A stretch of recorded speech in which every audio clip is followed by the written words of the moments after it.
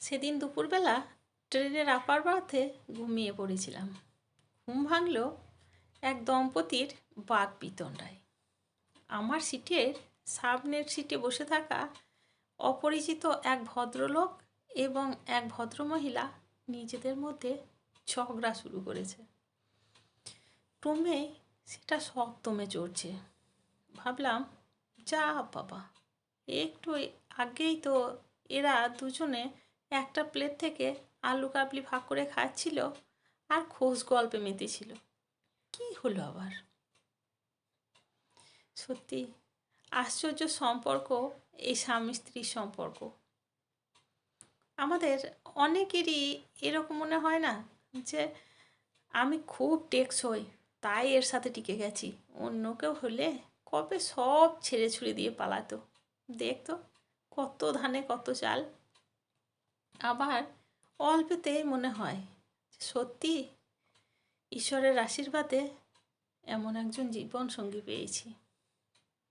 স্বামী স্ত্রী সম্পর্কে মতানৈক্য তো থাকবেই, তাই বলে এত লোকের মাঝে ঝগড়া কি করতেই হবে?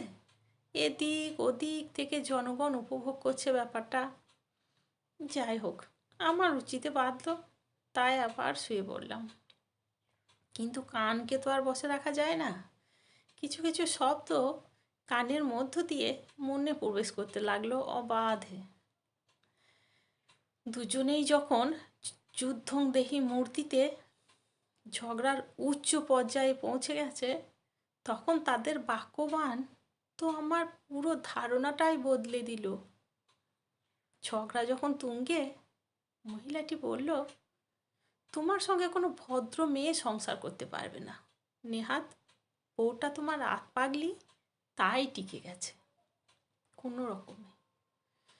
ভদ্রলোক ক্ষেপে উঠল, বলল, আমার বউ যথেষ্ট সরল মনের, ওর তুলনা হয় না। তোমার মতো শাকচুন্নি ওর নখের যোগ্য না। তোমার বরটা নেহাত নির্বোধ, তাই আধমরা হয়ে বেঁচে আছে তোমার কাছে। ঝাঁঝিয়ে উঠল ভদ্রমহিলা, খবরদার, আমার বরের নামে একটাও বাজে কথা বলবে না। ওর মতো হতে গেলে তোমাকে 7 জন্ম তপস্যা করে ঘুরে আসতে হবে। বাজে লোক একটা। জীবনে যেন আর ওই মুখ দর্শন করতে না হয়। বাড়ি গিয়েই ব্লক করছি বলেই গট গট করে সেখান থেকে বেরিয়ে গেল। ভদ্রলোকটিও কম যায় না, এক্ষুনি ব্লক করছি বলেই টিকটক টিকটক করে ফোনের পাসওয়ার্ড টিপে মহিলার নাম্বার ব্লক করলো। হায় ভগবান, তার মানে ওরা স্বামী স্ত্রী নয়। এতদিন ভেবেছি বিয়োগান্তক মানেই বিরহ বেদনা। তাই যদি হয় তাহলে এমন বিয়োগ বড্ড আনন্দের, বড্ড কাম্য। বেঁচে থাক স্বামী স্ত্রীর অন্তরের আত্মিক আকর্ষণ। সুস্থ থাক, অটুট থাক সকল দম্পতির চিরন্তন বন্ধন। নমস্কার, আমি কলমে করবী চ্যাটার্জি।